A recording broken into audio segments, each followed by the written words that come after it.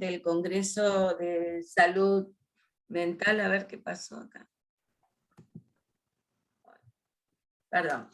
Estaba, porque empezó a grabar. Les decía que es la segunda actividad del Congreso de Salud Mental y Derechos Humanos que organizamos. Esa es una actividad que organizamos, es interclaustros, digo, desde el Frente de Graduados de Psicología de la UBA, también participan en la organización el Frente de Impulso Psico-UBA de los estudiantes, que son la minoría en el Consejo Directivo, y también la lista alternativa democrática de profesores. Nos parece fundamental recuperar estos espacios de debate y discusión en nuestra facultad, apoyando y estimulando en las instituciones que llevan adelante el tema de la salud mental como política pública, y nos parece también fundamental en esta cuestión de pensarnos como una actividad interclaustro, que es un modo de habitar nuestra facultad, teniendo participación a través del voto. Por eso tanto convocamos a todos los graduados de la universidad que se empadronen, porque tan solo la condición de graduados nos habilita para ser parte y para poder tomar partido respecto del rumbo que lleva adelante nuestra universidad. Porque muchas veces hay compañeros, compañeras que nos dicen, bueno, pero yo no soy docente, o ya hace años que egresé, y bueno, esto me parece que es importante que tengamos presente que nuestra sola condición de graduados, aunque no tengamos en la actualidad una participación desde un lugar de docencia, es también importante que estemos empadronados y participemos. Bueno, me parece que Juli ya está entrando. ¿Estás por ahí, Julieta? Acá estoy. Bueno, bienvenida. Bueno, ya estuve haciendo más o menos la presentación, Juli, mientras te esperábamos, así que la primer disertante de esta mesa, que es la reforma de salud mental en provincia de Buenos Aires, está a cargo precisamente de Julieta Calmels, que es la subsecretaria de Salud Mental, Consumos Problemáticos y Violencias en el ámbito de la salud pública, dependiente del Ministerio de Salud de provincia. Adelante, Juli. Bueno, buenas tardes a todos, a todas. Perdón un poco la demora, venía de otras reuniones de trabajo.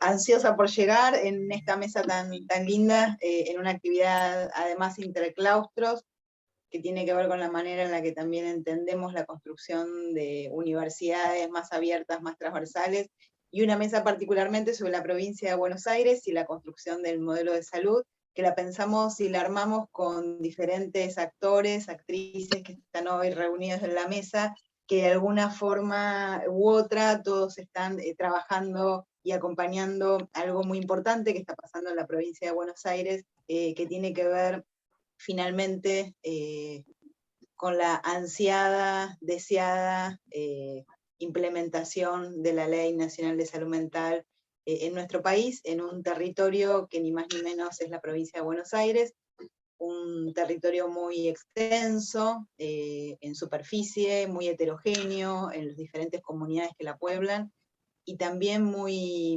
nutrida en cantidad de habitantes. La provincia tiene más de 17 millones de habitantes, lo cual configura, bueno, un territorio nacional muy estratégico para los avances en materia de salud mental, y muy estratégicos también en los pasos que es necesario dar para el cumplimiento de la ley nacional.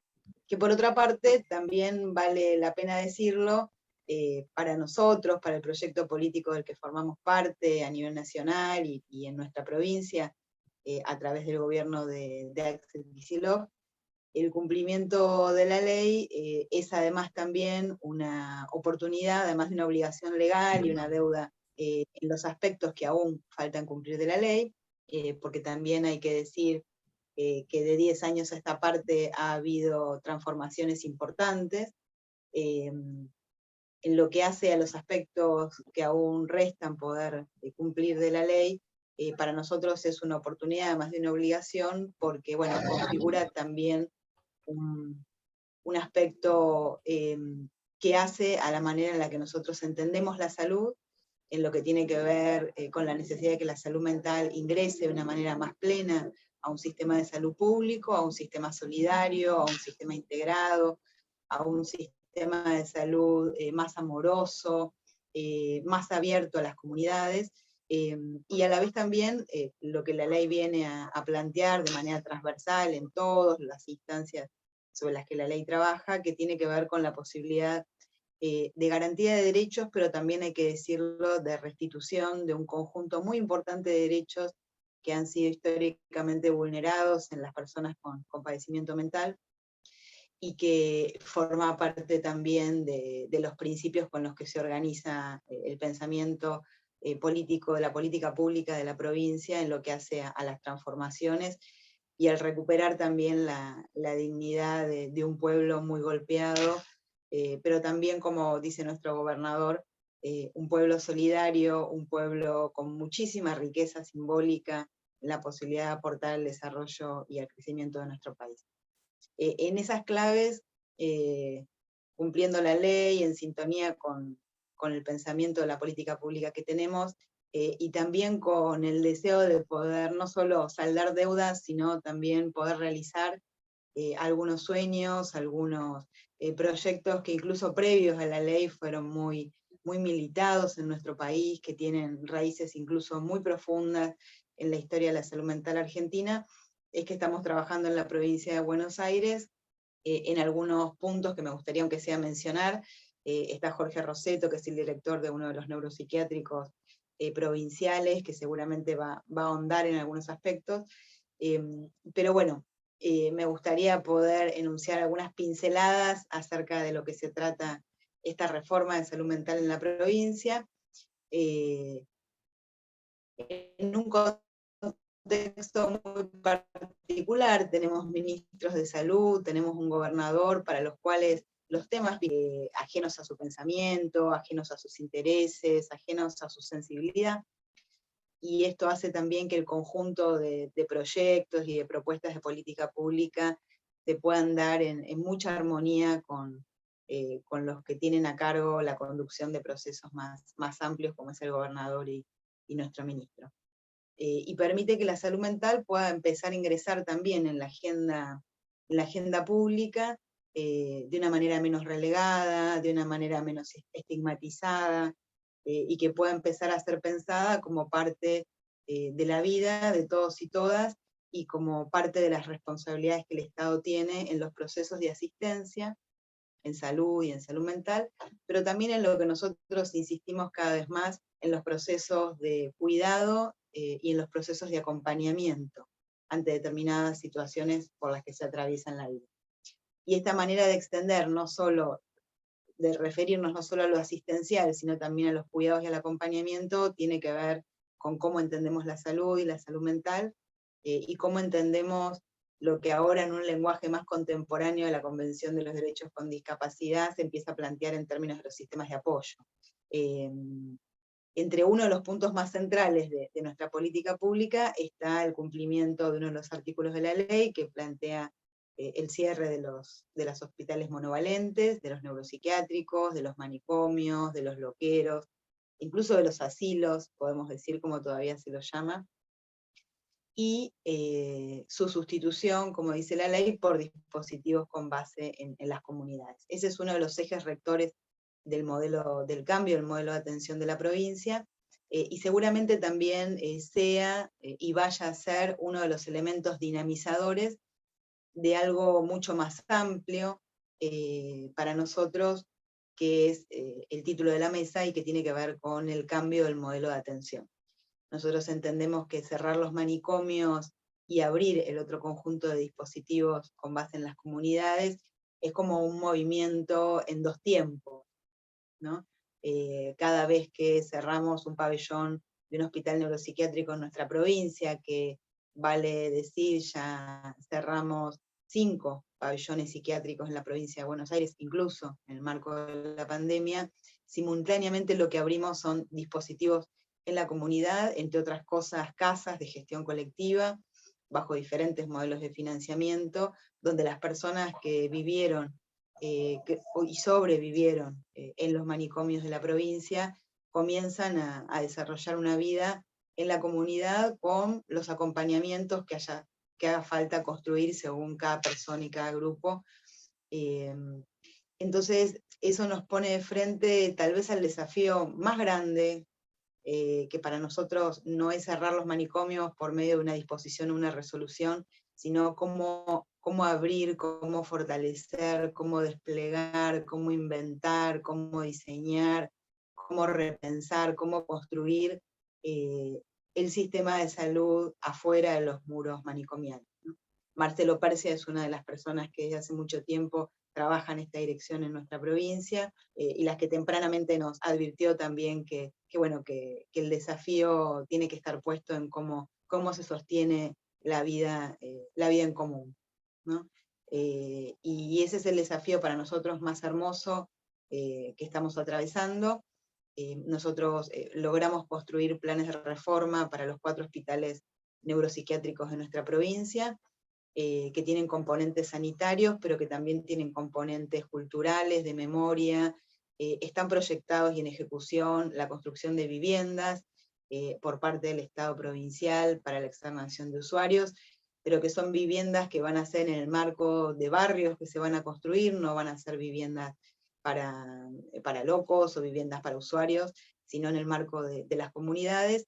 Y mientras todo eso va transcurriendo, algunas cosas llevan un tiempo más prolongado, como es la construcción de viviendas, entre otras, se desencadena a través de la construcción y la aprobación de los planes de reforma de los neuropsiquiátricos, un proceso de externación de usuarios que está teniendo una velocidad que no tuvo en la historia de nuestra provincia ni por asomo.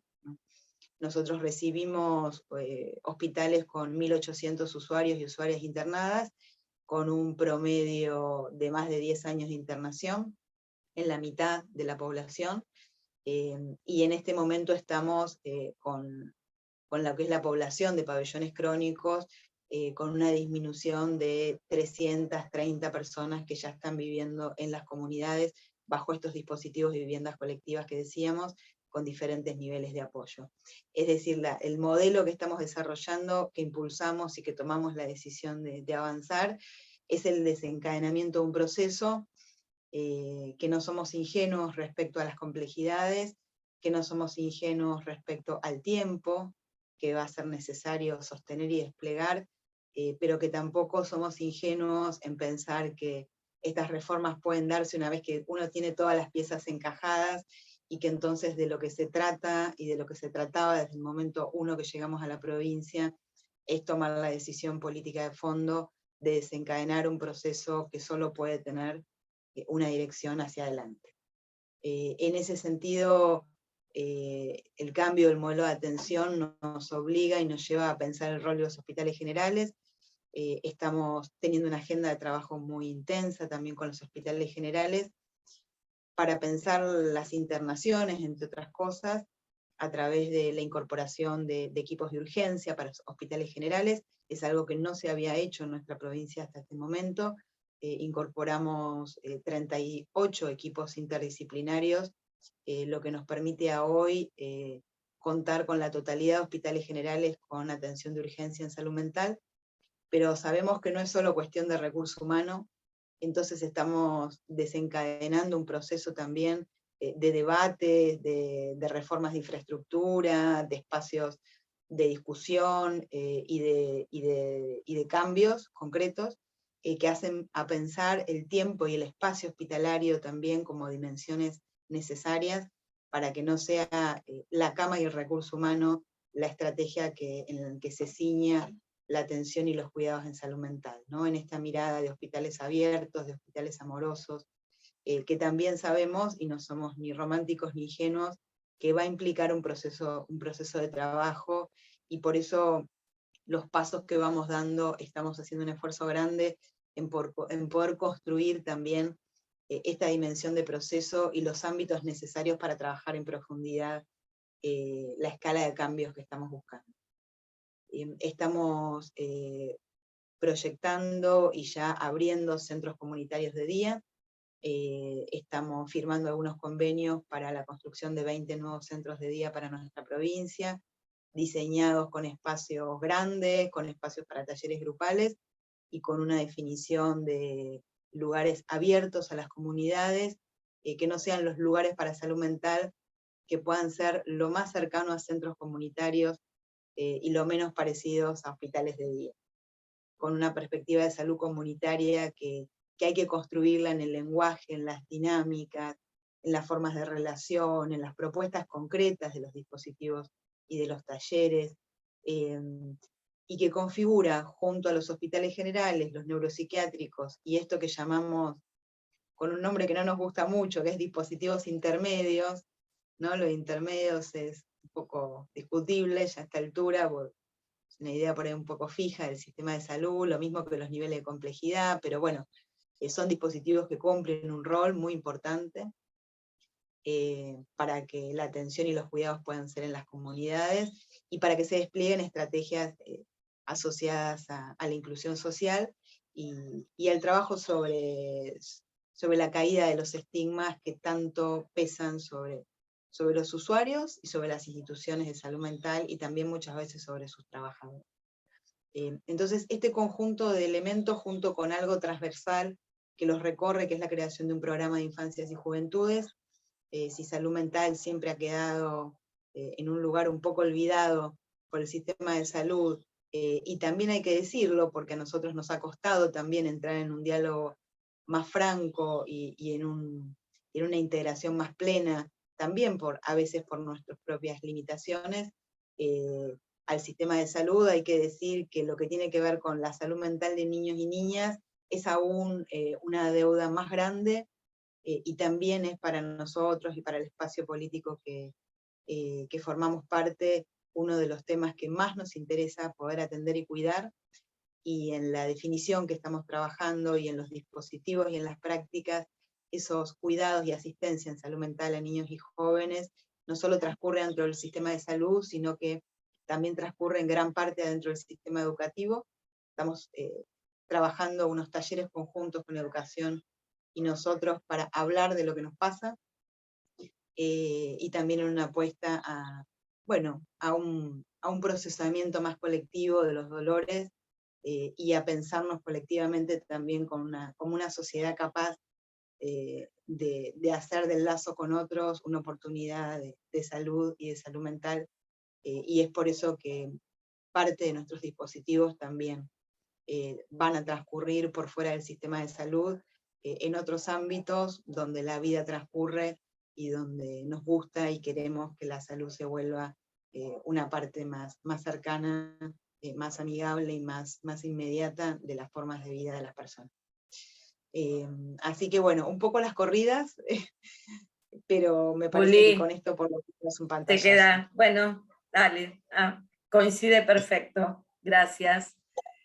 Bueno, ahora vamos a escuchar al licenciado Jorge Roseto, que él es director ejecutivo del Hospital Intersonal Especializado Neuropsiquiátrico Dr. Domingo Cabret. Para nosotros, el DIRE del Cabret. Jorge, te escuchamos. Hola, ¿qué tal? Buenas tardes a todos y a todas. Gracias, Cecilia, por la invitación, y al Frente de Graduados y a las organizaciones que organizaron este congreso. Realmente felicitaciones. Realmente, viendo el programa, me parece muy interesante que se puedan debatir todos estos temas colectivamente y entre claustros, ¿no? Así que bueno, y por otro lado, una alegría de compartir esta mesa con Juli, con quien venimos trabajando ya hace casi 2 años a full en todo un proceso de cambio del modelo de atención en salud mental para la provincia de Buenos Aires, y también con Marcelo, con quien también empezamos un trabajo en el Hospital Cabret, y con Alejandra. Así que bueno, un placer compartir este espacio. Bueno, Juli un poco hizo hizo un desarrollo que me allana un poco el camino, porque creo que dio un excelente marco político en el cual se llevan adelante las reformas de los hospitales monovalentes, porque si hay algo que creo que caracteriza lo que sucede en el campo de la salud mental, es un poco la deuda que tiene el Estado digamos, con los servicios desde hace décadas. Y en realidad, si hay algo que también nos caracteriza a los argentinos, es el incumplimiento de las normas. La Ley Nacional de Salud Mental, en el artículo 27, a través del decreto 603, establecía un plazo por el cual debían reconvertirse, transformarse o cerrarse los hospitales monovalentes, los manicomios o hospitales neuropsiquiátricos, que era el 2020. Por otro lado, la ley 14.580, que fue la ley de adhesión que promulgó la provincia de Buenos Aires en el año 2013, en noviembre del 2013, si no me equivoco, establecía un plazo de 36 meses para la reconversión de los servicios, tanto público, del sector privado y de la seguridad social, en el marco, digamos, de la adecuación a la ley 26657, que tampoco se cumplió. Y creo que digo, ¿por qué no se cumple? ¿Y por qué no se cumplió? Me parece que estamos en un momento interesante desde el punto de vista, creo, político y histórico, porque creo que si bien hubo avances significativos desde la sanción de la Ley Nacional de Salud Mental en cuanto a su implementación, hubo discontinuidad de las políticas, y también hubo diversos grados de compromisos políticos para implementarla, de acuerdo a las jurisdicciones. Y creo que en esta etapa que comenzó a fines del 2019 en la provincia de Buenos Aires, si yo hay algo que destaco, después de haber trabajado muchos años en la provincia, tanto en organismo nacional como en el propio Hospital Cabret, que actualmente me toca dirigir, es que nunca hubo una decisión realmente política de transformar el sistema asilar manicomial hegemónico durante décadas en la provincia de Buenos Aires por un sistema de salud mental de base comunitaria. Y desde el año 2010, contando con herramientas normativas que nos permiten, o sea, hacer, por un lado, viable políticas que tienen que ver con la inclusión social y garantizar y restituir derechos, todavía seguimos teniendo personas asiladas en nuestras instituciones, pero como dijo Juli, venimos desarrollando un proceso muy intenso en cuanto a la transformación, y creo que, bueno, en el caso de Cabret es un poco, de alguna manera, creo que es una forma también de evidencia de cómo hacemos cumplir la Ley Nacional de Salud Mental, que muchas veces cuando se la critica, se habla de todo lo que no está, de todo lo que falta, y en realidad este es un trabajo de construcción colectiva, es un trabajo que implica decisiones, no solamente desde el nivel ministerial, desde la Subsecretaría de Salud Mental, que es la autoridad de aplicación de la ley nacional en el ámbito de la provincia de Buenos Aires, sino también de los directores, jefes de servicio, trabajadores de las instituciones. Y cuando esto confluye, sin duda que vemos que es posible la transformación, que es posible en un contexto tan desfavorable como lo fue el 2020, que fue un contexto donde a partir del 20 de marzo se decretó el aislamiento social preventivo y obligatorio, y donde tuvimos en algún punto reconfigurar nuestras prioridades.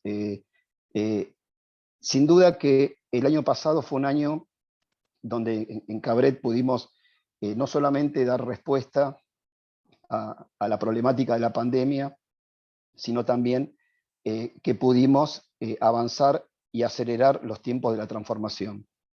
¿En qué sentido?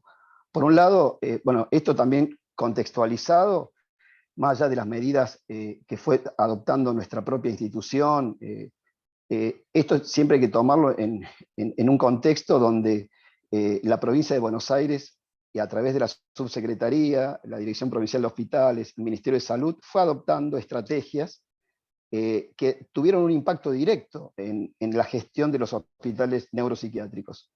Y les doy algunas de las estrategias que a mí me parece que son realmente importantes y que tuvieron un impacto directo en, por ejemplo, la cantidad de internaciones que hubo respecto del año anterior, un año donde no hubo pandemia, el año 2019. Y por un lado tiene que ver con la apertura que se fue dando de las salas de internación en los hospitales generales. Esto creo que fue importante y que tuvo un impacto directo en la cantidad de ingresos. Yo por acá tenía algún dato que me gustaría compartirlos. Por ejemplo, en el año 2019 tuvimos 91 ingresos de primera vez al Hospital Cabret, y el año pasado tuvimos 32.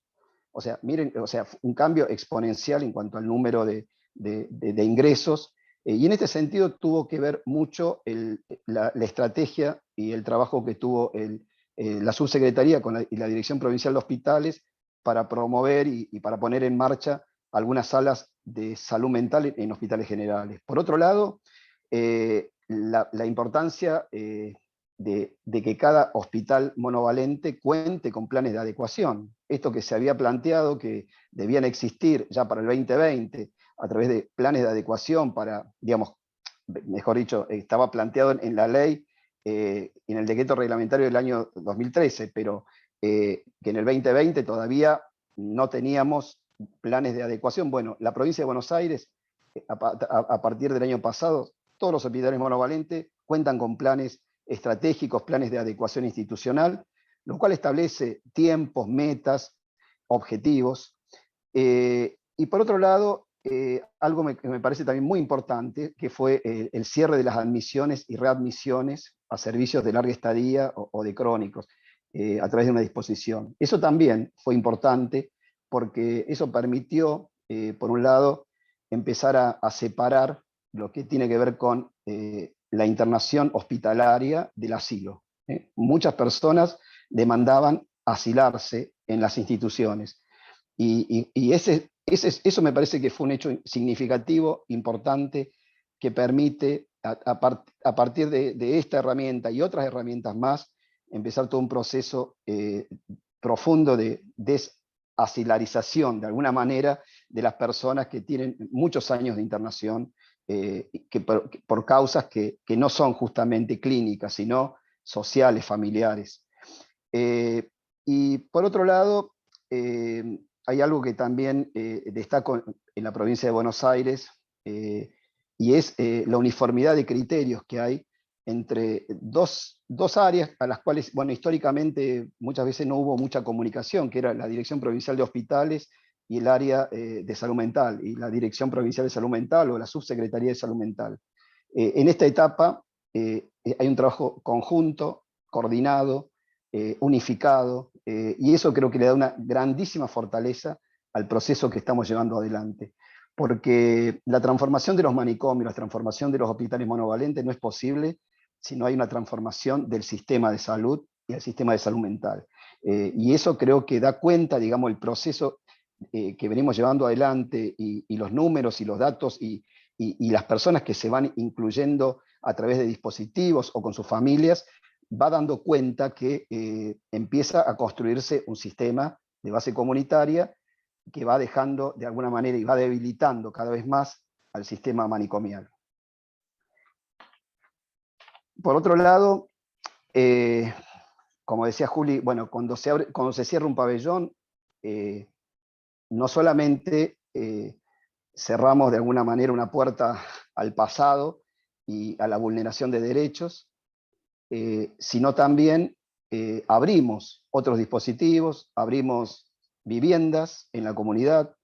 Desde el año pasado, en el Hospital Cabret, desde el año pasado, desde el inicio de la gestión, hasta ahora el Hospital Cabret habilitó 14 dispositivos residenciales, 10 unidades residenciales del PREA y 4 unidades residenciales con sistema de apoyo 24 horas, para personas que tenían, digamos, muchos años de institucionalización, que requerían cuidados permanentes y acompañamiento permanente en la comunidad.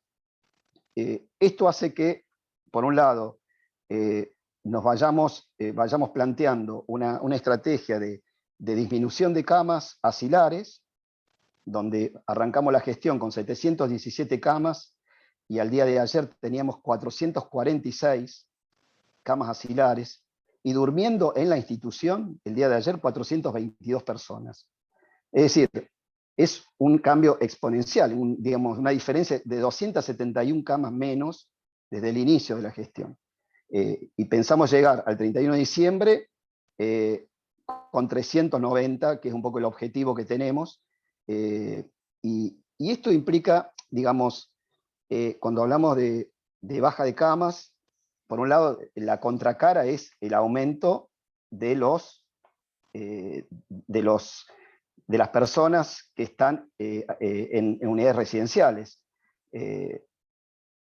Arrancamos la gestión con 76 usuarios bajo programa del PREA, y actualmente tenemos 136 usuarios en los programas PREA, y otro programa que se puso en marcha a partir del año pasado, que es un programa de dispositivos residenciales comunitarios con sistema de apoyos de 24 horas para personas que tienen más altos niveles de dependencia, pero que no por eso no tienen el derecho a vivir en la comunidad.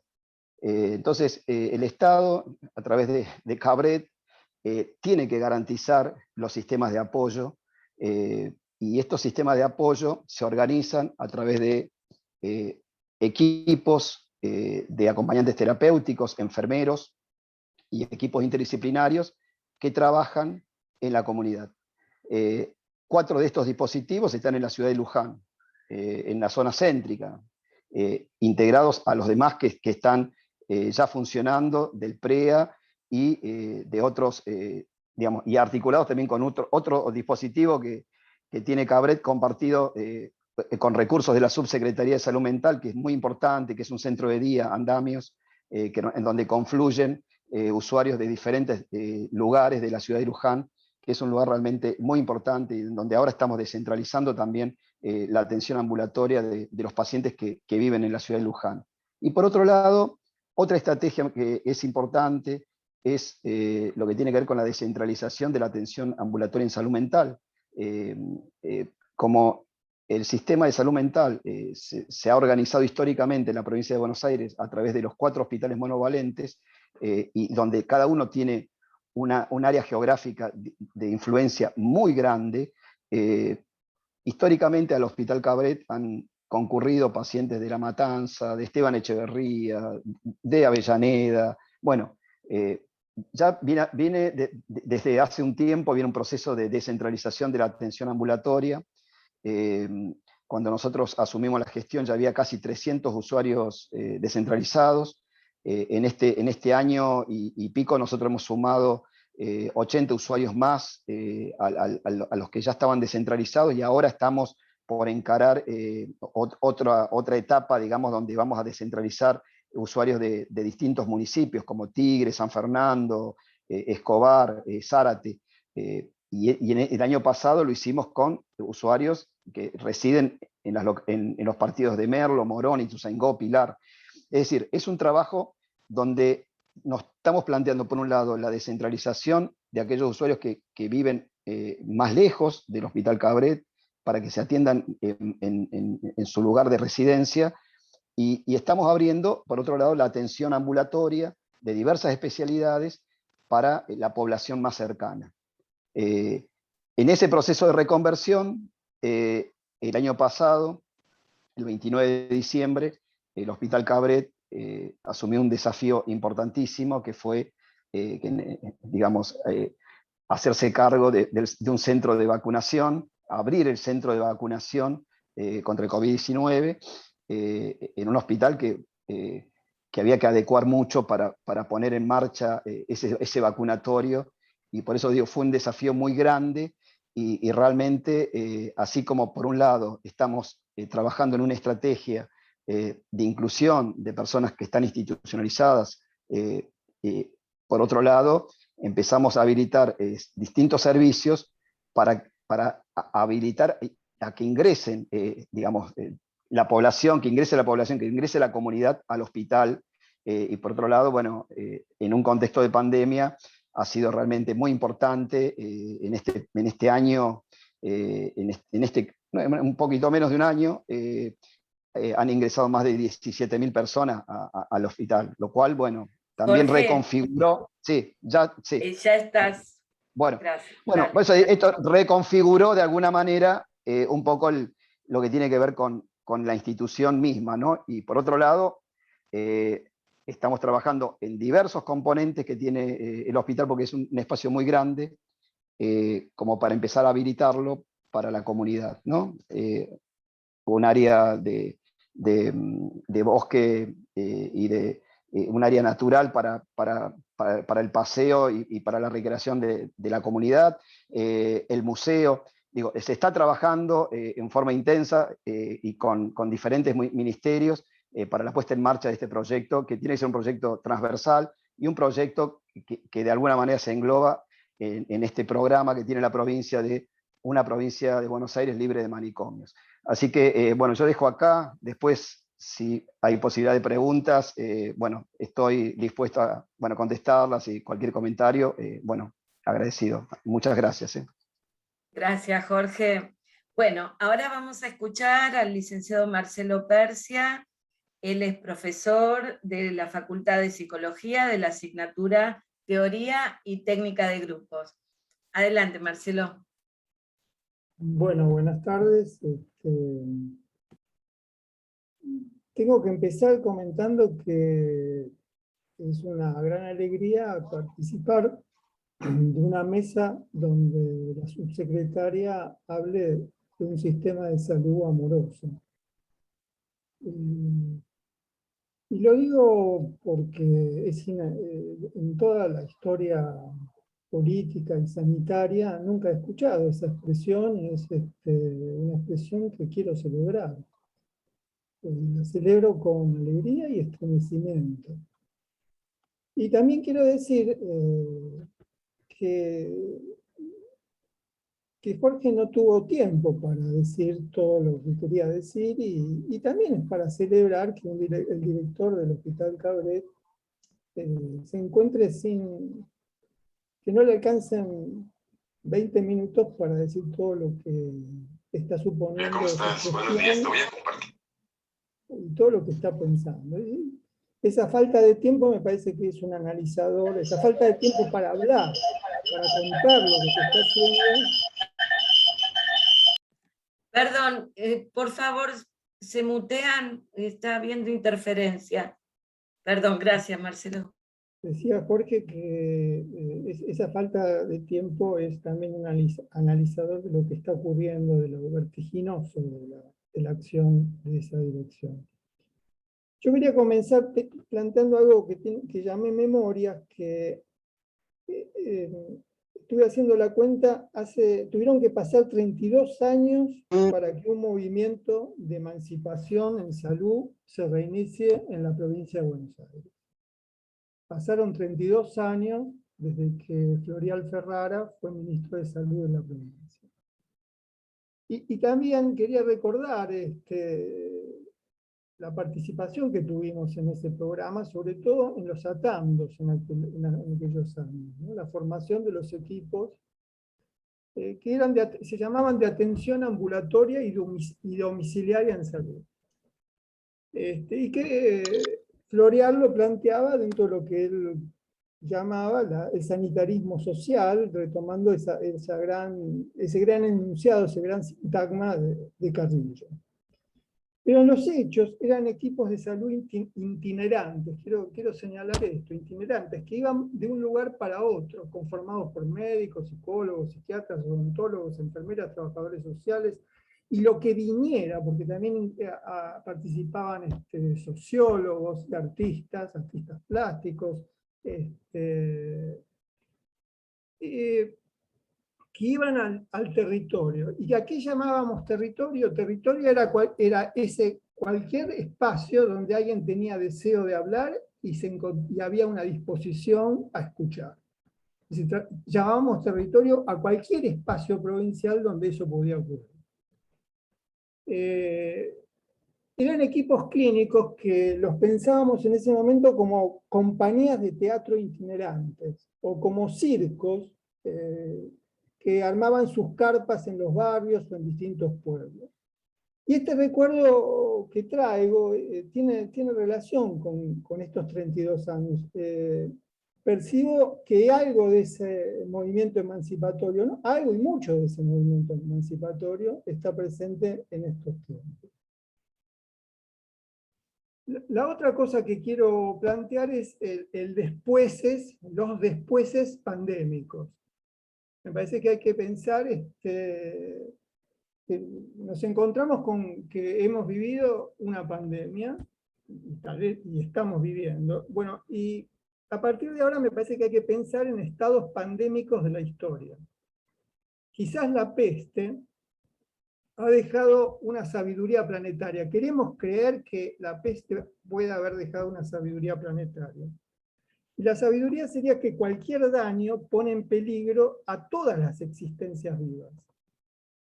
En ese sentido, la reducción del daño supone un aprendizaje que creo que hemos tenido como nunca. La otra cosa que creo que los despuéses de la pandemia nos llevan a pensar es que en este momento hay un momento de una común tristeza, un común temor y una común confusión. Estamos viviendo un momento difícil donde se han anudado, hay una trenza, hay un trenzado de tristeza, temor y confusión. Y ese trenzado, muchas veces de tristeza, temor y confusión, lleva a buscar salvación en algo que quizás todavía nos hace peor. El trenzado de tristeza, temor y confusión aísla y fanatiza a la vez. Y ese mismo trenzado se nutre de decepciones y desconfianzas. Yo creo que después de la pandemia estamos viviendo ese estado de aturdimiento poblacional.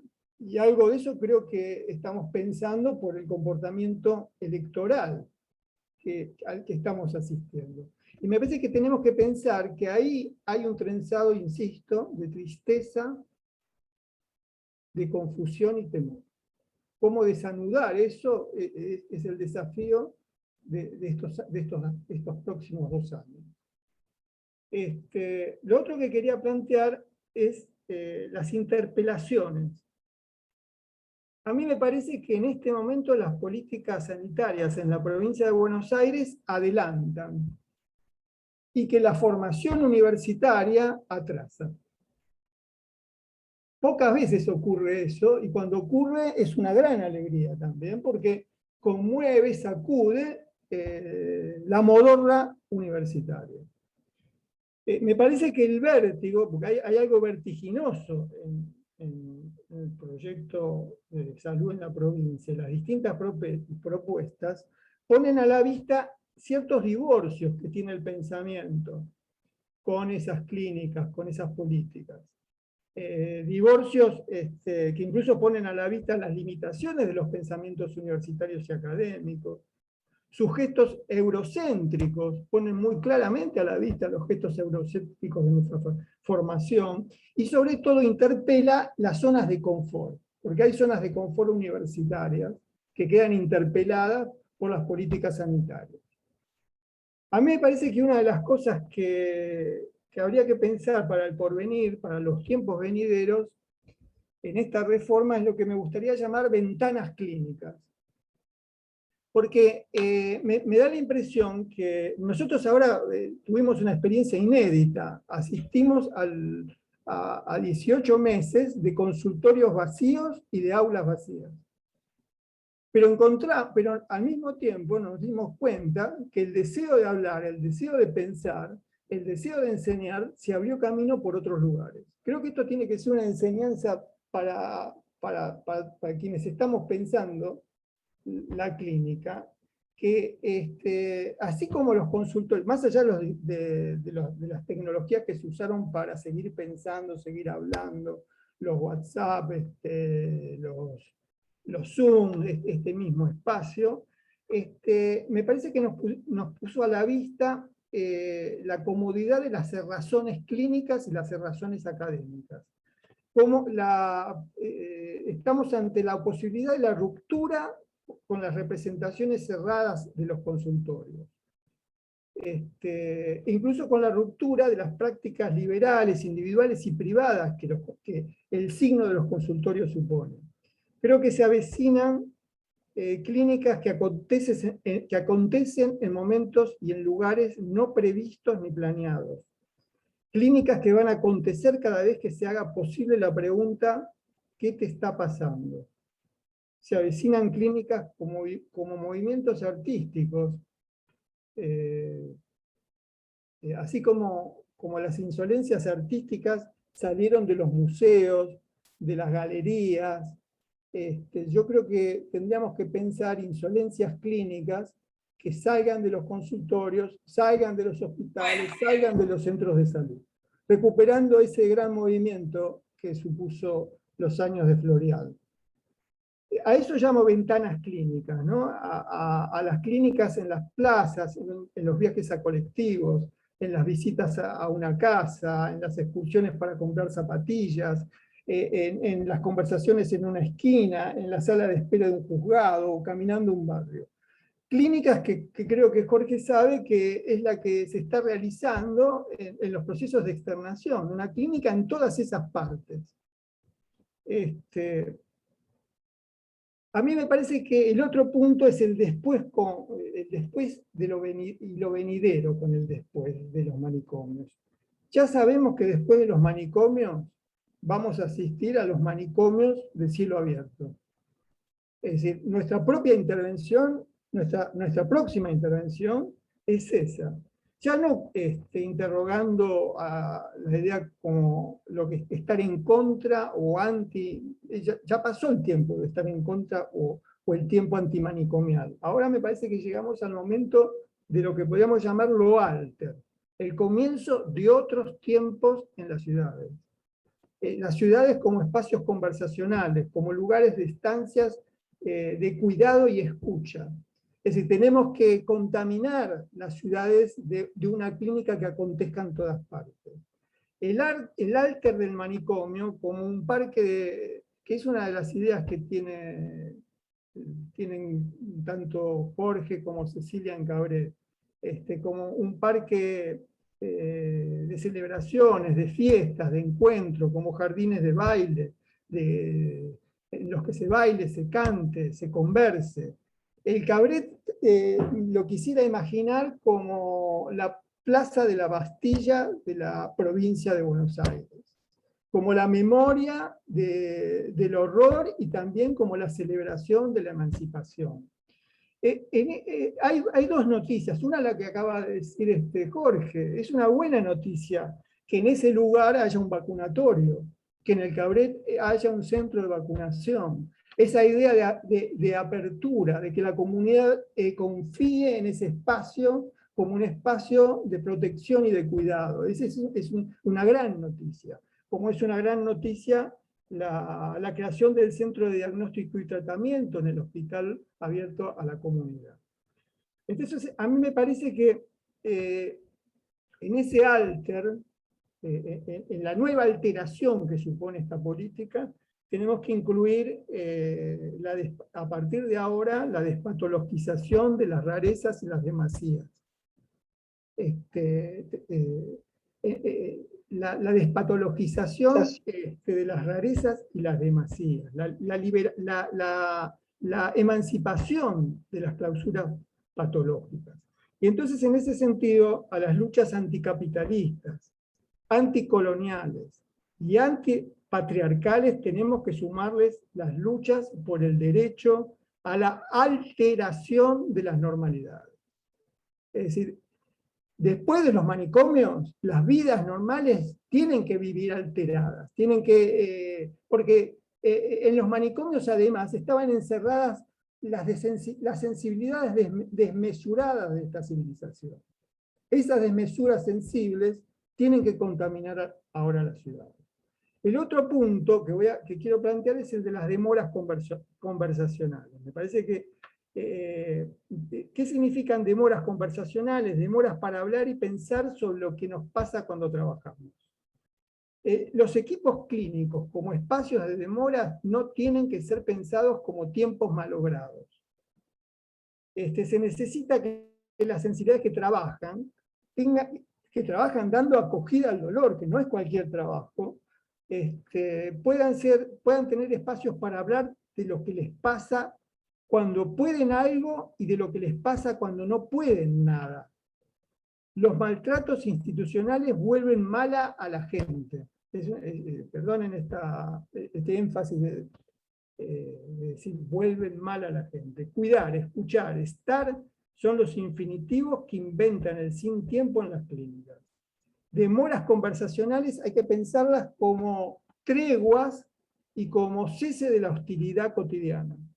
En ese sentido, voy a llamar a quienes trabajan en los hospitales laboriosidades hospitalarias. Las laboriosidades hospitalarias que tratan de hacer lo que pueden con lo que hay, porque esto hay que decir, tratan de hacer lo que pueden con lo que hay, necesitan reconocimiento. Las laboriosidades que confían que si hay una salida la encontrarán y que si no la hay, por lo menos estarán ahí para buscarla, necesitan reconocimiento. Habrá que decirlo 1 y 1000 veces. Y habrá que seguir repitiéndolo cuanto sea necesario. Sin una institución hospitalaria con quienes trabajan,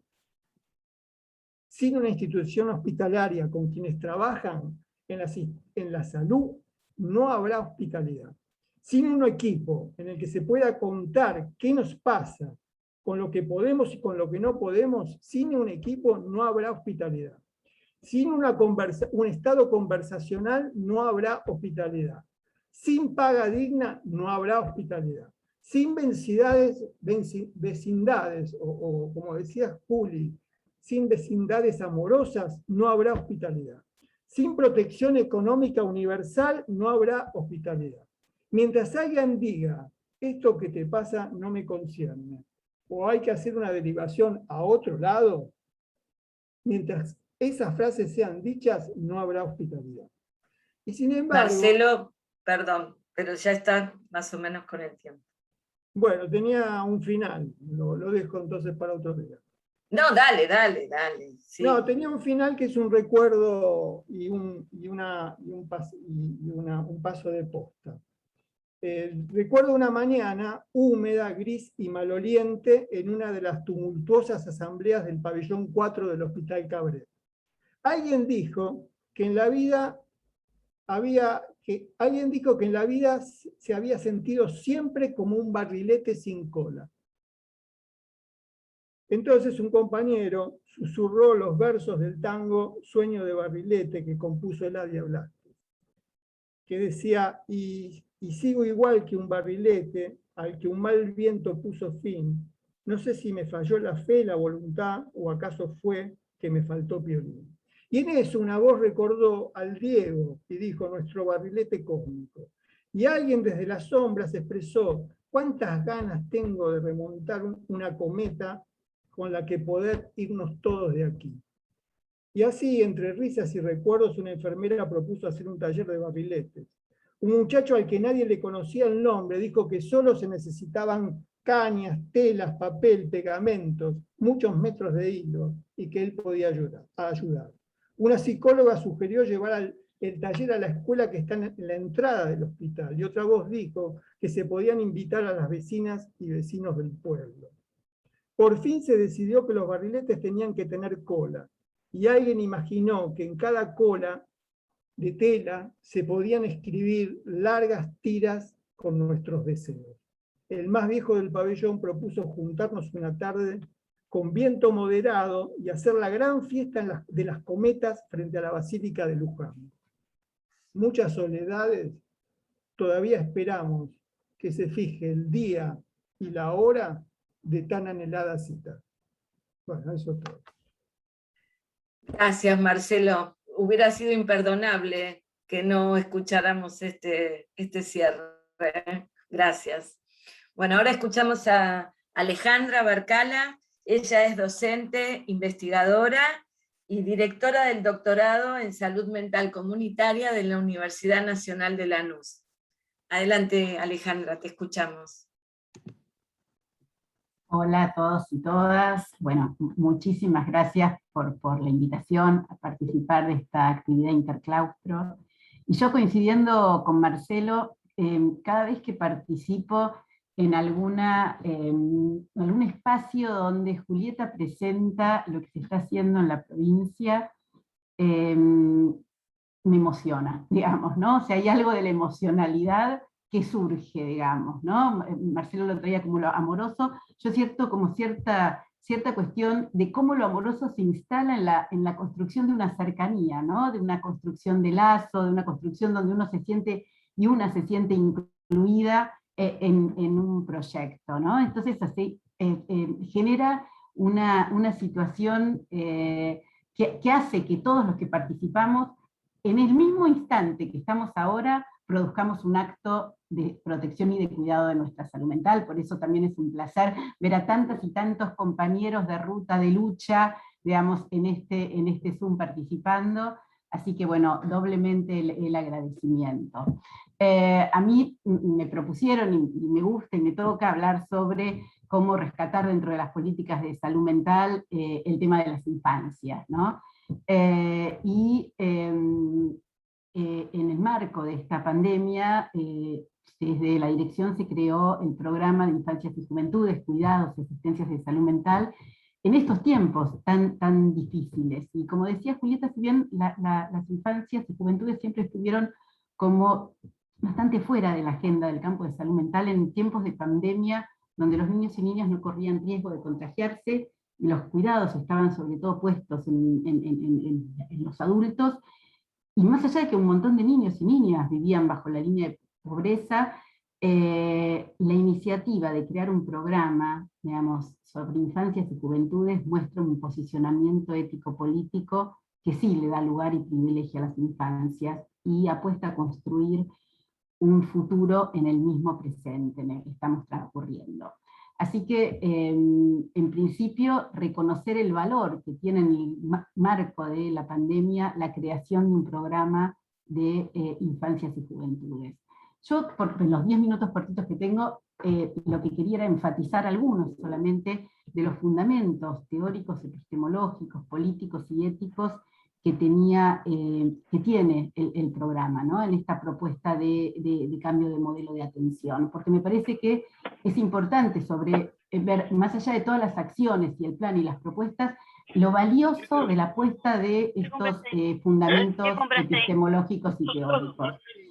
Si en primer lugar el programa se propone o tiene esta disposición de cuidar, escuchar y acompañar a niños y niñas y sus expresiones y sus sentipensares, y esto que parece como tan obvio no lo es. Recientemente una película de Noemí Weiss, que es una cineasta australiana-argentina, que presentó esta película sobre juventudes en el marco de un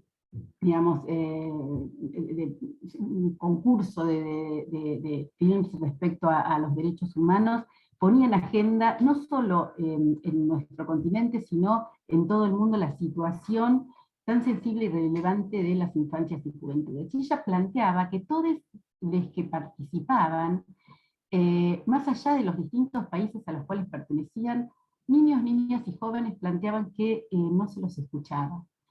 y que no se hablaba de lo que les pasaba, que no se hablaba en ningún lugar sobre sus angustias, sobre sus autolesiones, sobre las depresiones, sobre los intentos de quitarse las vidas, sobre su situación de vulnerabilidad, sobre sus inseguridades, sobre las discriminaciones. Todo eso de lo cual Julieta decía que es lo que se pretende desde, digamos, la propuesta, pero desde el programa, que es hablar de lo que nos pasa, ¿no? De hablar de que niñas y jóvenes puedan hablar de qué pasa, ¿no? Entonces viene a esta demanda de nadie está escuchando nuestros sufrimientos, el programa viene a responder una demanda, ¿no? Y aborda un proceso de cuidados y acompañamiento que requiere, digamos, la construcción de subjetividades, identidades por las cuales transitan niños y jóvenes en nuestra provincia, ¿no? En el marco de un sistema en todo el país, en toda Latinoamérica y en el mundo capitalista global que genera precariedad y construye subjetividades individualistas que promueven ruptura de lazos, digamos, y en donde jóvenes presentan importantes sentimientos de soledad, ¿no? Y el programa yo creo que se propone este acompañamiento evitando algo que para mí es central y que también me parece que es una apuesta muy fuerte,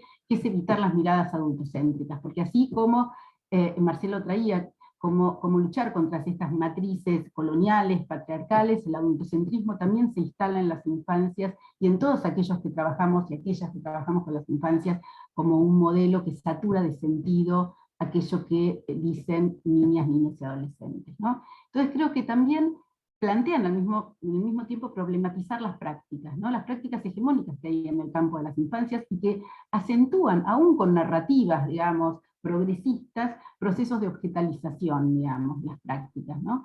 Y, digamos, el programa propone una mirada de sujetos de derechos, pero sujetos de derechos como niñas y niños, como sujetos epistémicos, generadores de saberes y de sus propias narrativas, ¿no?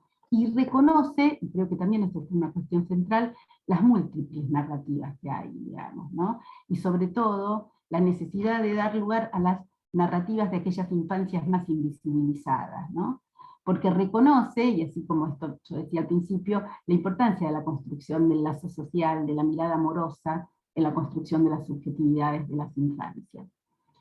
Por otro lado, me parece que también es central el programa que reconoce las diversidades de habitar en los distintos lugares de la provincia y las diversidades culturales, territoriales, étnicas, de género que tienen niños, niñas y adolescentes, ¿no? Y rompe fuertemente con una idea de normalidad que invisibiliza diversidades. En un estudio que hacíamos para UNICEF en el marco de la pandemia, los y las chicas construyendo, que era el concepto de salud mental, decían que la aceptación de la diversidad promovía salud mental, ¿no? Que de alguna manera ellos, digamos, reconocer la diversidad de otros y aceptar la diversidad de otros generaba subjetividad. Y me parece, y salud mental, y me parece que ahí sí pensar estas subjetividades situadas, contextualizadas en los distintos territorios, con el vínculo que tienen con su territorio, decía Marcelo, con la naturaleza, con el medio en el que viven, ¿no? Porque reconocer esta diversidad también implica reconocer el contexto de producción y reproducción, de desigualdades y la acuciante situación de vulnerabilidad de muchas familias, y cómo lo dice nuestra ley, los determinantes sociales generan de alguna manera, digamos, una lesión en el campo de la salud mental, ¿no? Como las condiciones materiales de existencia, como no acceder a la escuela, como las dificultades económicas, como el no posibilidades de trabajo para los jóvenes, como las dificultades alimentarias, como la falta de oportunidades en general genera realmente una situación de mucho sufrimiento.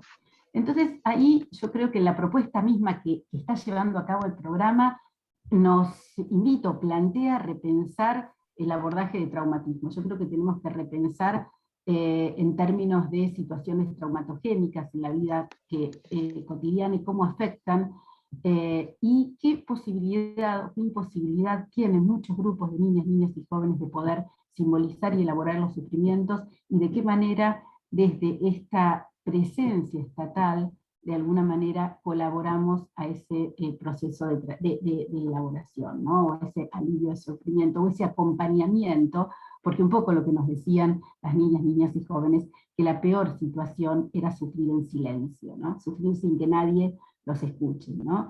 Entonces la presencia de este programa es una fuerte presencia del Estado, que evita este sentimiento de desvalimiento, de indefensión, digamos, donde frente a un pedido de ayuda hay alguien que del otro lado tiene esta disponibilidad a escuchar. Y ahí sí plantea el programa toda una propuesta, digamos, un modelo de atención diferente, vinculada claramente a la intersectorialidad, a la construcción en red, al trabajo sobre todo con la escuela, pero, digamos, más allá de esto, digamos, y del reconocimiento que sobre todo hacen en los presupuestos, bueno, conociéndolo a Cintia y a Claudia, que vienen llevando a cabo también este programa, el reconocimiento también a las dificultades que hay, ¿no? A la falta de accesibilidad que muchos niños y niñas tienen en la provincia, a la necesidad de más recursos, a la brecha importante que muchas veces nos encontramos, pero también lo que se nos plantea es una situación de que,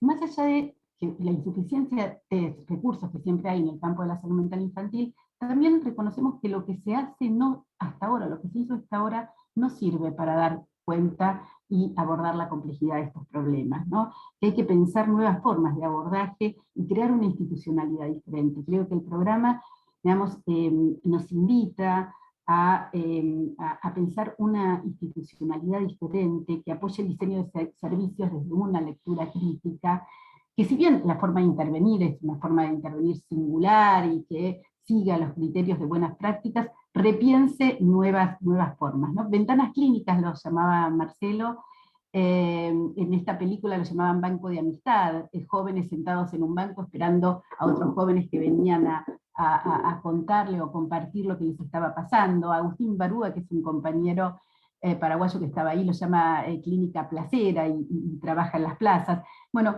cómo justamente las infancias y las juventudes se apropian de los espacios públicos y cómo nos debemos apropiar de los espacios públicos para compartir en este momento de post-pandemia también esta situación de compartir los duelos por aquellos proyectos que fuimos perdiendo, porque parte de lo que traen los niños, niñas y jóvenes tiene que ver con un poco los duelos de aquellas situaciones que perdieron en relación a la pandemia, ¿no? Y ahí sí también el arte, el espacio público y el arte, ¿no? Por eso también tan conmocionante el final de Marcelo planteando esta situación. Y claramente, digamos, nos invitan a pensar y a repensar nuestras prácticas y a desarrollar praxis innovadoras en esta cuestión. Por eso yo le agradezco a Jorge la transmisión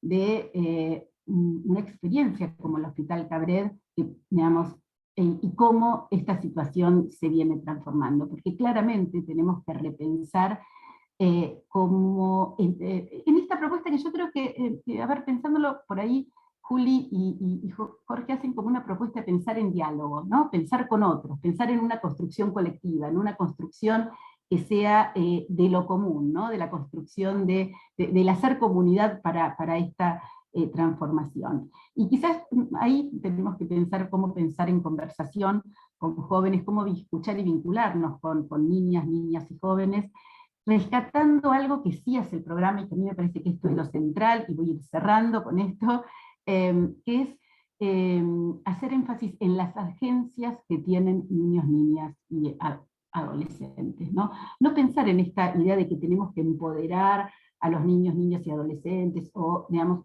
sino que cómo amplificamos y acompañamos en sus propios poderes, en sus propias capacidades de agencias, ¿no? De creer realmente la propia capacidad de agencias, que cuando uno deja hablar y escucha a chicos y chicas, nota que tienen un montón de ideas para transformar el mundo, y que quieren un espacio posible para ser escuchados y transformar el mundo. Yo creo que el programa, digamos, es la oportunidad para darle esta agencia, para darle esta voz, para visibilizar esta voz, que evite la medicalización y patologización de la cual son objetos permanentemente las infancias.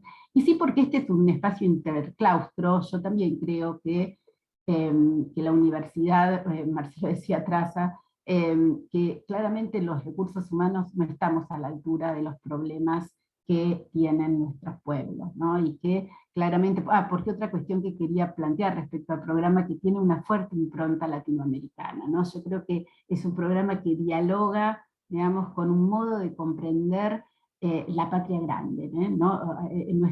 La provincia en un país, pero en un contexto muy fuerte como que es Latinoamérica, ¿no?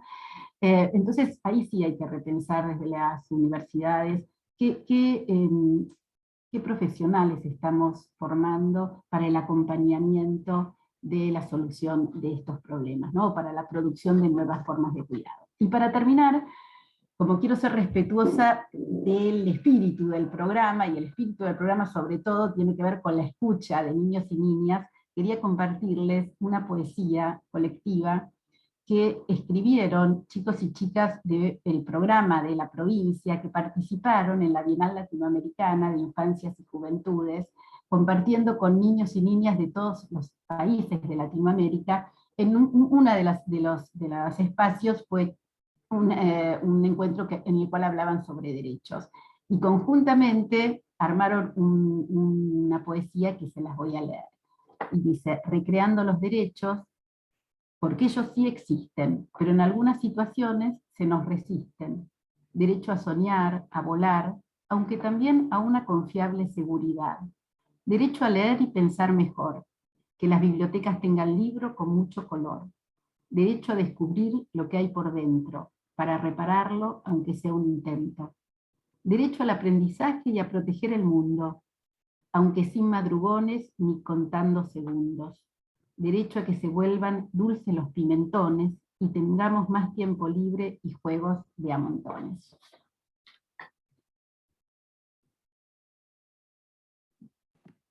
Qué hermoso. Estuve bien con el tiempo, Cecilia. Muy bien, muy bien, muy bien. Un poco rápida. Sí. No, muy bien.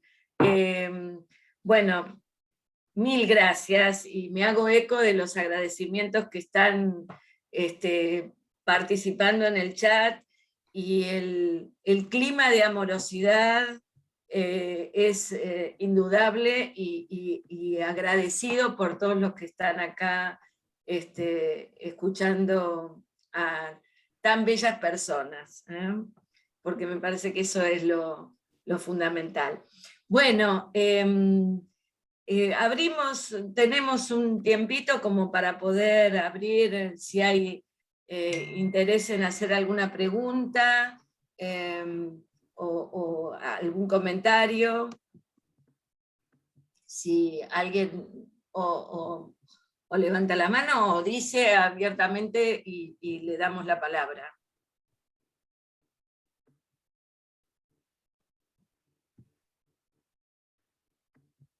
Bueno, en el chat están todo el tiempo hablando de lo hermoso del encuentro, así que los invito a alguno que tome la palabra como para poder expresarse. A ver, acá hay una pregunta. Dice, es para Julieta. El estado del proceso en las clínicas de salud mental privadas, preguntan, Juli.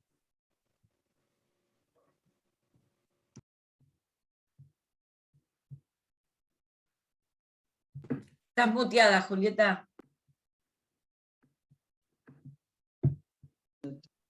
Ahí sí, ¿no? Ahí estamos. Bueno, yo comparto la alegría de escuchar a todos los colegas, compañeros que fueron hablando. Somos todos psicólogos, estoy viendo. Hace rato que no estaba en un espacio todo de psicólogos últimamente y psicólogas, pero también me da mucho orgullo que esto pueda estar sucediendo en la Facultad de Psicología de la UBA. Como dice Marcelo, las universidades hay veces que están un poco, no sé si la palabra es atrasadas, pero están perezosas, creo que decía Marcelo, en relación, y decía Alejandra también, no estamos formando los trabajadores, los profesionales que nuestro pueblo necesita, ¿no? Y particularmente la Facultad de Psicología de la UBA es una facultad donde acontecen cosas maravillosas, particularmente donde yo además me formé y también debo gran parte de lo que soy, donde milito hace muchos años en el espacio del Frente de Graduados, con muchos otros compañeros y compañeras, y entonces, bueno, la posibilidad de estar realizando este encuentro en el marco de este congreso, ahora caigo en cuenta con todos psicólogos y psicólogas pudiendo contar y compartir la construcción de una política pública con funcionarios, con colegas, con asesores, con supervisores, con trabajadores, con este amplio colectivo que se agencia de partes de la historia, que inventa realidades para producir en el contexto actual y que también va soñando un futuro donde confluir, que todo eso esté pasando en el marco de nuestra Facultad de Psicología, bueno, es una irreverencia, por decirlo de alguna manera, que nosotros estemos reunidos acá produciendo este encuentro, y bueno, también es una convocatoria y una interpelación a que empecemos bueno, a tomar cada vez más parte de una facultad que merece ser orientada, producida e integrada también a una historia que está transcurriendo en nuestro país y a la cual no se le puede dar la espalda, ¿no? Por eso toda la introducción de Cecilia también en relación a cómo habitar nuestra universidad y también cómo formar parte de los procesos de decisión, me parece que es muy importante. Porque también de esta universidad y de esta facultad es donde hemos egresado muchos de nosotros y estamos haciendo cosas que valoramos y que consideramos realmente muy importantes para nuestro país.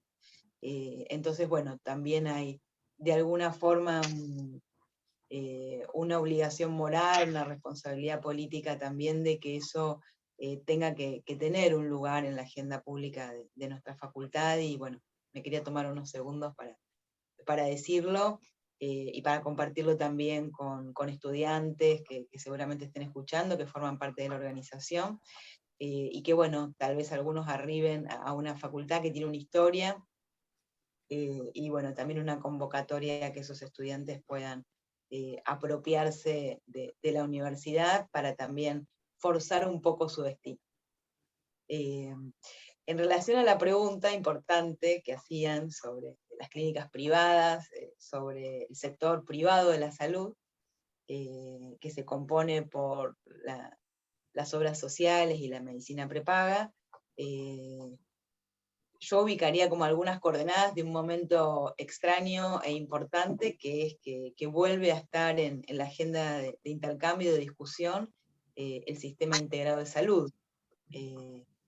La pandemia puso sobre la mesa la necesidad de integración del sistema sanitario argentino. Es un sistema fragmentado, con muchos subsectores, sin posibilidad hasta este momento de algún nivel de coherencia, de integración y de sensatez. Y a la vez hizo posible la pandemia que algo de la integración ya no sea un concepto abstracto o una lucha hacia el futuro, sino que algunas cosas hayan podido suceder, y lo cual nos pone, al igual que la reforma en salud mental de la provincia, ante una realidad que puede empezar a verse, a probarse, a sentirse como diferente, y entonces algunos temas históricamente que se militaron en el campo sanitario, como es la integración, como es la desmanicomialización, comienza a verse que puede ser algo menos abstracto y menos futuro. La gestión de camas fue una situación clave en la provincia de Buenos Aires y en el país, pero en la provincia nosotros podemos dar cuenta, la gestión de camas centralizada del sistema de salud, incluidas las camas del sector privado, es una de las estrategias que permitió poder tener un espacio para atenderse para cualquier persona de cualquier sistema, del subsistema de salud, ¿no? Alguien del sector privado, alguien de las obras sociales, tenía, gracias a la centralidad de la gestión de camas que generó el Estado, posibilidad de atenderse. Las vacunas es otro elemento importante para remarcar prácticas de integración del sistema de salud, todo lo que tiene que ver con los test y el testeo, la compra de insumos. La pandemia forzó a un plano de integración que no se había ensayado en la Argentina desde hace muchísimos, muchísimos años, y que nos permite ver la potencia que esas prácticas pueden tener. En salud mental, tendríamos que pensar las particularidades de esa realidad, y pensar, bueno, la reforma del modelo de atención a la que nos lleva la ley de salud mental, ¿no? Porque ya creo que no tenemos que seguir perdiendo más tiempo con las discusiones arriba de la ley, ¿no? Discutiendo adentro de la ley, si la ley esto o lo otro, si permite, si no permite, como cada tanto vuelve a producirse esas confusiones, que aparte, bueno, nos ponen en evidencia qué poco que se lee la ley de salud mental, una ley fácil, comprensible. El punto con el cumplimiento de la ley es que lo que se requiere es una transformación del sistema de salud, entonces hay que ir ahí a producir las discusiones que necesitamos producir y las transformaciones que necesitamos producir. No es un problema de la ley, sino de lo que el sistema tiene que hacer. Y ahí la discusión sobre la integración, que es una palabra fuerte, que a veces trae confusiones y que en general nunca terminamos de saber bien de qué se trata. En el campo de la salud mental hay que ponerla a trabajar, y uno de los aspectos que involucra tiene que ver con la pregunta, y que es, bueno, ¿cómo vamos a trabajar con el sistema privado en el cumplimiento de la ley? Porque el sistema privado no es de gestión pública, ni la gestión pública tiene la posibilidad de producir las transformaciones de manera directa que tenemos en el sector público de la salud. Nosotros no podríamos pedir, supongamos, a una clínica de internación de salud mental que abra camas en Hospital General, porque no tiene capacidad de producir esa modificación, porque las clínicas de internación general dependen de otros dueños, y entonces hay que empezar a trabajar algo para ponerle como criterio también de realidad al problema. Hay que generar instancias y estrategias de trabajo con los financiadores del sistema, las obras sociales, la medicina prepaga, y otro nivel de diálogo con las instituciones, concretamente, a las que financian esos prestadores. En ese marco, y hacia avanzar en vías vinculadas a la integración del sistema de salud, y a que el Estado pueda tener una rectoría en algunas cosas muy esenciales, como es el modelo de atención y la garantía de derechos, es que nosotros estamos trabajando en una nueva norma de habilitación y fiscalización sanitaria para todo el sector privado, que se compone en salud mental de cosas muy heterogéneas. El conjunto de las clínicas privadas de salud mental, son 80 clínicas en la provincia de Buenos Aires, y el conjunto de lo que se conoce como comunidades terapéuticas, gran parte de ellas financiadas por el Estado, que deriva pacientes no por el sistema de salud, pero sí por la CEDRONAL, el Organismo de Protección de Derechos de los Niños, IOMA como obra social, y muchas instituciones, donde tenemos un número grande, hay 140 comunidades terapéuticas, y aproximadamente unas 200 instituciones que no tienen habilitación y que están funcionando en la provincia. Respecto a eso, estamos construyendo una norma que esperemos prontamente pueda salir, y a la vez también armando un proceso de trabajo por el cual vamos a empezar a trabajar proyectos institucionales, una manera parecida como lo armamos con el sistema público, los planes de adecuación para los monovalentes a una escala menor, pero vamos a ir trabajando con las instituciones la presentación de proyectos institucionales con una dimensión de tiempo y de proceso, para ir trabajando con ellos, las particularidades que tienen que tener los lugares de atención, con vistas al cumplimiento de la ley, y por otro lado conversaciones con el sistema de financiamiento. Y por otro lado, estamos armando equipos en salud mental, particularmente para la fiscalización, con una mirada de salud mental, porque hasta ahora la fiscalización es solo edilicia de las instituciones, y esto nos pone en un problema, porque las instituciones que nosotros tenemos que fiscalizar son instituciones prestadoras de atención y cuidados en salud mental. Algunas trabajan muy bien, y hay otras instituciones sobre las que tenemos mucha preocupación. También ya produjimos algunos cierres provisorios y algunas clausuras definitivas de instituciones donde se producen vulneraciones de derechos a una escala muy seria, y por eso en algunos casos además hay procesos penales en curso, por lo que implica, bueno, desde abandono de personas hasta vulneraciones de derechos muy, muy serias.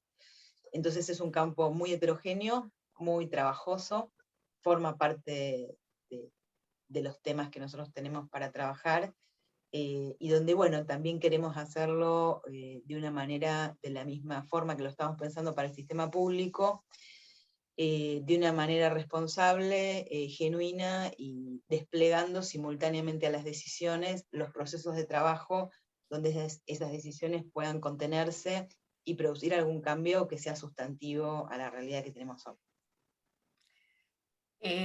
Bueno, gracias, Juli. Te digo que inmediatamente salieron acá y en defensa de los equipos multidisciplinarios, porque te dicen que no hay solo psicólogos, sino que hay músicos terapeutas, hay acompañantes terapéuticos, terapistas ocupacionales, y también abogados que están, abogades que están interesados por el tema de la implementación de la ley. Hay también muchas preguntas respecto del proceso de desmanicomialización. Licenciados en psicopedagogía también me están aclarando acá. Y con el interés que despierta el tema y todo lo que están planteando, trabajo social también, acá está Melanie, me está apuntando, y también hay una compañera licenciada en enfermería que plantea el lugar de los enfermeros en este modelo de atención. Me parece que, digo, da para que pensemos en otra charla, porque hay infinita cantidad de preguntas. No sé si les parece, bueno, tanto Jorge, que hacen la pregunta respecto del proceso de desmanicomialización, si quiere apuntar algo, o bueno, o cualquiera de los otros disertantes. Sí, yo, digamos, quisiera comentar algo en relación al rol de enfermería. Creo que es central en el marco de la construcción de los equipos interdisciplinarios y fundamentalmente teniendo en cuenta el modelo de atención, ¿no? Digo, ¿cuál es el trabajo de enfermería y cómo es el trabajo de enfermería en el manicomio, ¿no? Que en general el trabajo se reduce más a una función de custodia que de un trabajo de cuidado, más allá lo digo esto en función más genérica porque el trabajo de enfermería también en un pabellón, en una sala, es un trabajo enorme, enorme, porque tienen a cargo en general muchísimas personas, pero las prácticas en el ámbito comunitario son totalmente distintas. Por eso nosotros el trabajo que estamos haciendo en Cabret fundamentalmente tiene que ver con la reconversión de las personas que trabajan en el área de enfermería y que después de haber transitado un largo periodo, muchos años de trabajo en un pabellón, de alguna manera compartiendo el mismo destino que las propias personas que son acompañadas en estos servicios, en estas salas, pueden hacer otras prácticas de cuidado diferente, con un abordaje más personalizado, integrado en equipo interdisciplinario, y esto creo que, bueno, genera condiciones totalmente distintas en las prácticas, en el abordaje, y creo que el camino por el cual hemos transitado, digamos, la experiencia de la apertura de casas en la comunidad, nos van marcando de que el rol, digamos, de la enfermería es fundamental, porque fundamentalmente la formación en relación al acompañamiento, a los cuidados, pero incorporando una mirada desde una perspectiva más amplia, interdisciplinaria, y también con un contacto permanente con los usuarios desde un lugar diferente, me parece que abre una perspectiva muy, muy importante. Por eso en esta etapa el rol de la enfermería es fundamental, ¿no? Así como el rol de los acompañantes terapéuticos, para ir fortaleciendo cada vez más un sistema comunitario, que esto es lo que estamos construyendo y que vamos dejando atrás el viejo modelo asilar, custodial, que fue de alguna manera hegemónico durante muchas décadas en nuestro país, ¿no?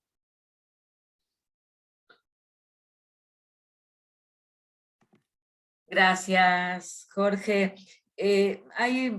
Me parece que podemos cerrar con una última pregunta que está dirigida específicamente a Marcelo, en cuanto si hay relevamiento en los hospitales respecto del trabajo grupal o artístico. Varios también expresaron la emoción que generó el cierre que Marcelo hizo con ese escrito, y bueno, y la poesía de Alejandra también, ¿no? En el cierre.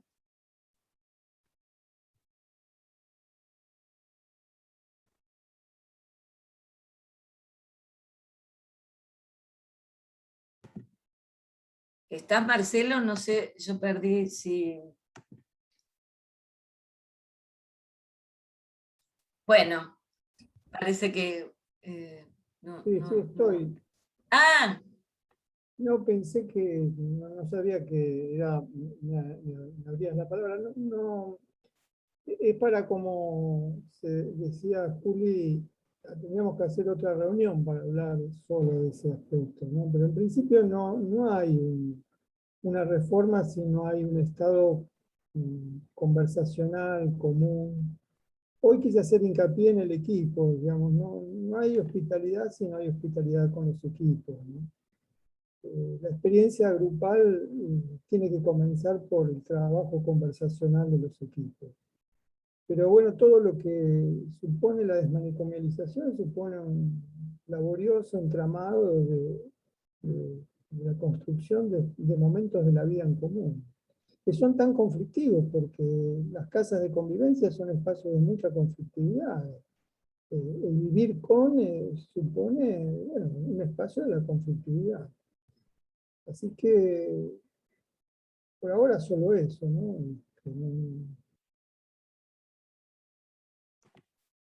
gracias, Marcelo. Bueno, si les parece, podemos ir cerrando. Creo que todos estamos con el espíritu de seguir debatiendo, de seguir intercambiando. Como dijimos al comienzo, es indispensable casi para nosotros, para nuestra práctica, para nuestro cotidiano, seguir abriendo estos espacios de encuentro, de debate, de intercambio. Y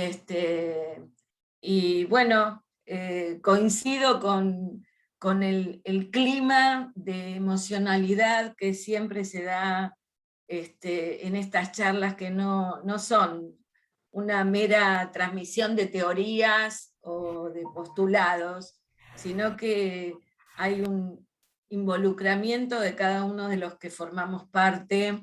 Y digo puntualmente, el tema de hoy fue la transformación de salud mental en provincia, y puedo dar fe de lo orgullosa que estoy de ser parte de alguna manera, con Juli a la cabeza, que es un orgullo, un lujo. No sé si alguien quiere agregar algo más, y aparte, bueno, también desde el Frente de Graduados, la grandeza de poder seguir generando estos espacios y escuchar a disertantes del nivel que tuvimos hoy.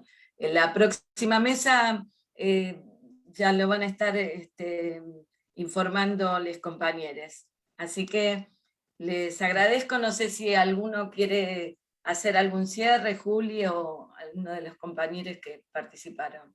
No, yo retomar la invitación a todos y a todas a involucrarse en este proceso de la provincia, de la manera que cada uno vaya encontrando, proponiéndolo como un proceso argentino para la salud pública argentina y para la salud mental, ¿no? Que la historia de estos cambios y la durabilidad de estos cambios y la profundidad de estos cambios no se hacen solo con funcionarios,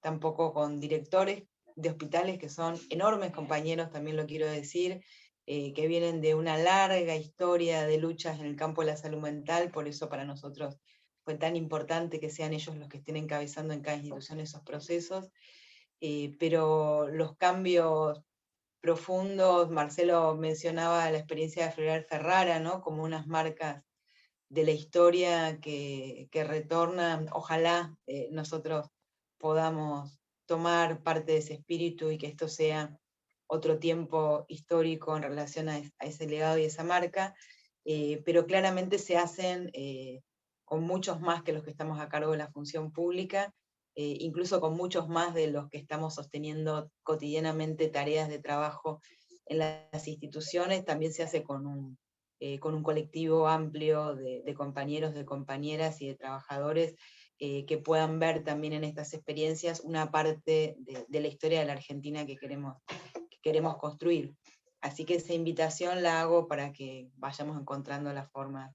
Y bueno, le agradezco mucho a Alejandra y a Marcelo que forman parte de distintos espacios también de esta experiencia pública de la salud provincial y que nos hacen muy bien y también nos ayudan a ir construyendo los puntos de impas para poder pensar en el marco de este vértigo en el que estamos y bueno, y a la vez en el marco de una pandemia que implicó, bueno, un esfuerzo, a veces decimos, bueno, reconstruir el sistema de salud o poner de pie la salud mental para poder generar estrategias de cuidado en la pandemia, pero a veces nos corregimos y en muchos casos hubo que construir lo que no había, inventar lo que no había, ¿no? Situaciones de extremo dolor y también de de mucho riesgo, ¿no? De todos los trabajadores que tuvieron que estar poniendo el cuerpo y el corazón para el cuidado del pueblo.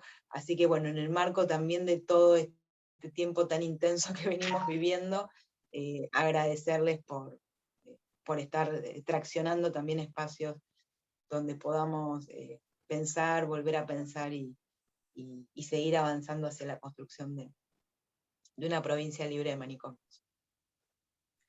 Bueno, gracias y nos vemos en el próximo encuentro.